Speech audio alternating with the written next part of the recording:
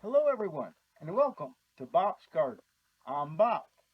Today we're going to continue our series on the perennial border and what to do during the season. So right now, if you check out the introduction to the perennial border on one of our videos, you'll see how this looked early in the spring. Now we've come quite a ways along here, and earlier I took a walk through the entire garden and identified areas that I want to beef up. Now we can beef up in two ways. One way is to actually dig and divide. We do this in the very early spring, when before all the foliage comes up. We can also do it in the fall, which is what I prefer in the late fall, because they develop their roots quicker as the weather is cooling. So we have an area here. We have a walkway between two pillars, and we get a lot of foot traffic in here. And we have a section over here with Sedum Autumn Joy. Now, that does not get flowers until autumn. And I decided, although we can enjoy the foliage as it is, because it's this a little bit green and it picks up on this Echinacea here, I decided to redo this entire area. We have a heuchera here that's just, will not just fill in this area. I've been struggling with this for a couple seasons, and I said, all right, that's it. I'm going to want to get a little bit more color in here. So I'm going to remove all these Sedum Autumn Joy here, and I'm going to remove the heuchera. I'm going to redo this spot right here. So we could take some of these Sedum Autumn Joy and put them over here to beef this area up. Also, I have this Echinacea here to put in front. So we're going to have all this flowering. We have red, yellow, and pink. And we'll have a constant wall of flowers here. So we'll reorganize this. This is a different type of sedum called Carl's sedum. And that has a slightly darker red flower than the Sedum Autumn Joy. So this will still be flowering in the fall, and that red will pick up with the red there and the Sedum Autumn Joy behind. Here we have pink, and the pink on the Sedum Autumn Joy here will be fairly close to this over here. Now, I want to show you a couple other areas that we're going to be changing around. So for some reason we had some Echinacea in here, and only one came back. I don't know what happened. It could be winter, it could be some other factors. So I want to try the Echinacea, which is the cone flower, back in here. And I'll try that for one season, and next spring, if it doesn't come back, I'm going to put something different in there. Here we have our bearded irises all blooming. We have some Nephida over here, some Veronica over here, and our daylilies have not come into action right yet. And we pick up some more Nephida over here, Hummelo Stakes, more bearded irises. Now these will all be just nothing but foliage later, but by that time the hemerocalls, or the daylilies, will start coming up and will provide this area with a lot of color. So we'll just have to look at the iris foliage on its own. So we have some holes here as well.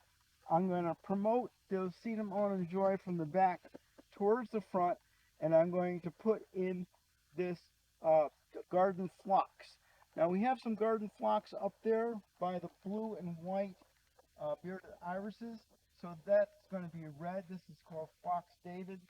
It picks up on that color from that area to over here, and we use that design principle of punctuation, where we have repeating themes of color throughout the garden to help carry the eye through the border.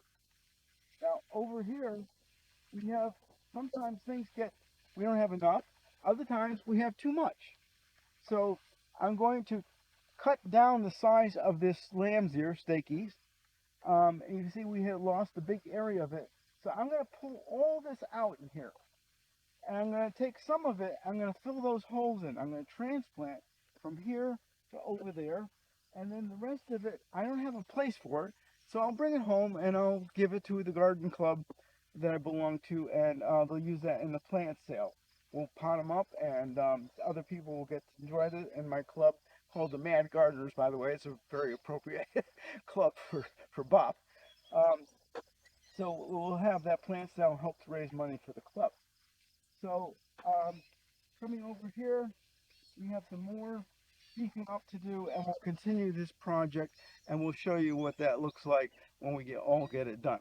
But I'm going to demonstrate one transplant for you right now.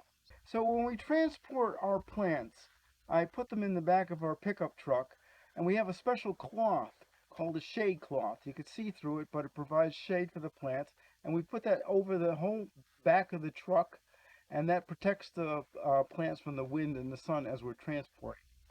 So I want to show you, always put your shovel down like this so nobody steps on it, keep safe. And we're going to just pop this out, show you what that looks like. So I'll dig through here, I'll move around, I'll dig through the other side, back side, deep enough, and out she comes.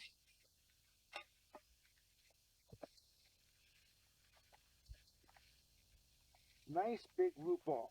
This is what you want to get. Now, I want to remind you, if you've seen our other videos, to break up the root balls as we're going to plant. So I'll just pull this one out for now. I wanted to get an idea what that's going to look like so I know what's going to be happening. And we'll just score this in several places. You can actually close, if it's not too tight, you don't have to cut. You just want to break this up a little bit and so it gets transplanted correctly. So I have a couple other things I'd like to talk to you about. First of all, I'd like you to see how we staggered this planting in here. We've got a nice line of flowers now. It's nice and continuous all the way down. I like that much better than what we had before. And here we have the sedum that we put in, sedum Carl. And look at this spacing, how this is staggered. 1, 2, 3. And we like to work in odd numbers. 3, 5, 7, 9 types of plants. The other thing is when you buy perennials, especially perennials, make sure you get a 1-gallon pot or above.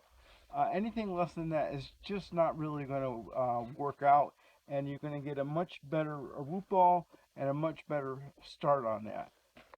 So one thing we want to keep in mind, whether we're digging and dividing or whether we have nursery stock that we're planting, is the proper depth. The level of the soil here, as it stands, we call that grade, the grade. And when we plant, we want to plant a little bit above grade. You see how this is sloping down from the top of the plant? So we're planting a little bit above grade and not below grade. So we're either at grade or above grade. So in time, even things that we've done over may need some adjustment as time goes forward. We might find that this phlox might overgrow this area, and it might not all fit in with the seed of morning joy. So at some point later down the road, we might plan for more digging and dividing. So we got to keep up with this kind of maintenance in the perennial border. So we pretty much finished what we needed to do to change things around in the perennial border. As perennial borders evolve, they change over time. And you want your succession of blooms to be as much as possible. Certain things will not be in bloom in a couple weeks, like these bearded irises, but these will go, the Achillea here will go all summer long. The sedum autumn joy will come later in the autumn, so we try to keep this succession of blooms going. In the back here, we promoted these sedum autumn joy up forward and bunched this area up. And in the back, we put this garden phlox. Now, phlox is susceptible to a fungal infection called powdery mildew. And powdery mildew is like this white, fuzzy fungus that ends up on the leaves. And when you have poor air circulation and not enough sun, they'll get this. But this particular variety, Phlox David, and another one that I know of, Phlox Lingard, are resistant to this disease. So they do very well here. So we have an older batch up in this area to the left of the Perovskia, and now we are establishing this new batch, and those will come into bloom at the same time. So once the irises are done, you'll still have these other blooms coming along. So we've come down here, we've beefed up our strakeys here, our lambs here, and we've put in some of this agastache, blue fortune. These get tall blue flowers, so they're kind of a replacement for the irises over there. We'll only have that blue for a couple more weeks, but then the blue will come back over here. Below that, we have Echinacea, coneflower, various colors, and that'll go throughout the entire season. And we'll come down over here. We have our Nepeta and more strakeys, and I was also able to beef up Cedarmonum Joy over here from batches I had down there. And you'll see here that it looks like we have more holes. Well, we don't, because this here will grow as large as this. It's going to fill in the entire area. I do have some Achillea in here that petered out, and it doesn't seem to be doing very well here. So I'm going to have to kind of see how this develops. And that's one of the things. You go into the nursery, and you'll see various combination of plants, and just put them out and see how you like them. I'll let this fill out, and if I need more, I'll get more. And if I don't, then I'll pull those Achillea out and I'll bunch them with the others. So this is constantly evolving, it's constantly changing. And from year to year, we may have different combinations. In my mind, sometimes I think something's going to come out the way it's going to be pleasing, and it just doesn't quite gel for whatever reason. Maybe the growing conditions, maybe the location. And so I'll try different combinations of things to see what will work the best. So this is how we manage the perennial border, and we keep on going through with this from season to season.